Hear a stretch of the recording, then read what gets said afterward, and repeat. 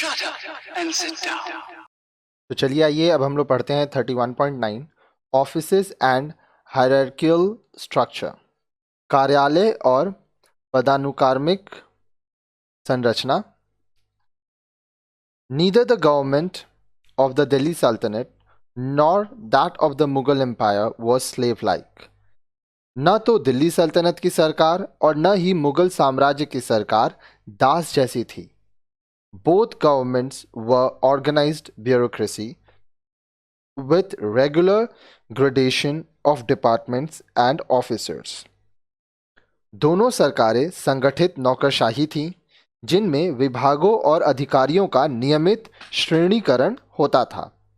No officers, either civil or military, was hereditary, and thus the officers were appointed, transferred, and dismissed by the monarch at his will and were accountable to him only. अब देखिए, नागरिक या सेना कोई भी नागरिक या सैनिक कोई भी कार्यालय वंशानुगत नहीं था, हेरिडेटरी नहीं था. इसलिए अधिकारी राजा द्वारा अपनी इच्छा अनुसार नियुक्त, स्थानांतरित और बर्खास्त किए जाते थे और वे केवल उसी के प्रति जवाबदेह होते थे. Under the Sultanate, immediately after Sultan, the office of Wazir was there to supervise all affairs of the government. सल्तनत में सुल्तान के ठीक बाद सरकार के सारे मामलों की देखभाल के लिए वजीर का दफ्तर था. The Mughals called their prime minister as Wakil, later on synonymous with Wazir or Diwan. Mughal अपने प्रधानमंत्री को वकील कहते थे, जो बाद में वजीर या दीवान का पर्यायवाची हो गया था.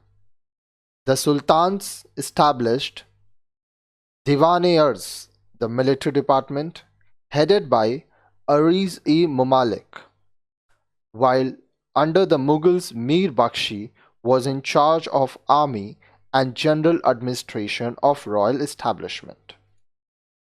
सुल्तानों ने दीवान-ए-अर्ज सैनिक विभाग की स्थापना की, जिसका प्रमुख अरिज-ए-ममालिक होता था, जबकि मुगलों के शासनकाल में मीर बख्शी सेना और शाही प्रतिष्ठान के सामान्य प्रशासन का प्रभारी होता था. In Sultanate, religious affairs and charity were looked after by Diwan-e-Risalat, headed by Sadr-us-Sadr, chief सदर.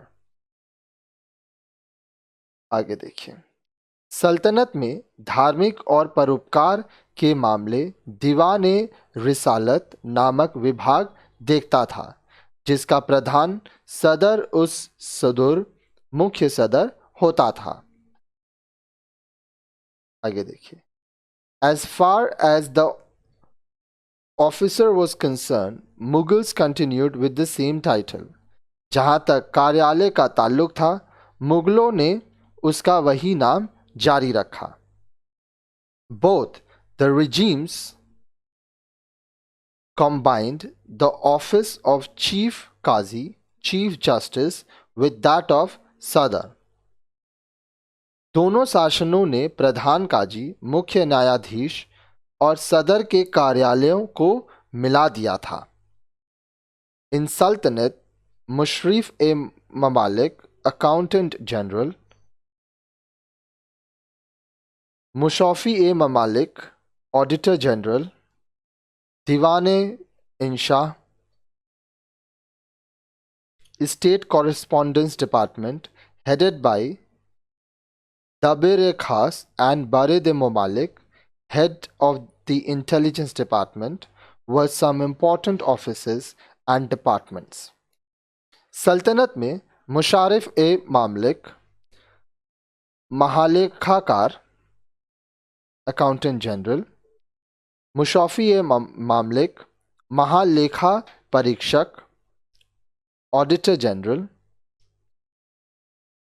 दबीर-ए-खास की अध्यक्षता वाले दीवाने इंशाह, राज्य का पत्राचार विभाग और बरीद मुमालिक गुप्तचर विभाग का प्रधान कुछ महत्वपूर्ण कार्यालय और विभाग थे।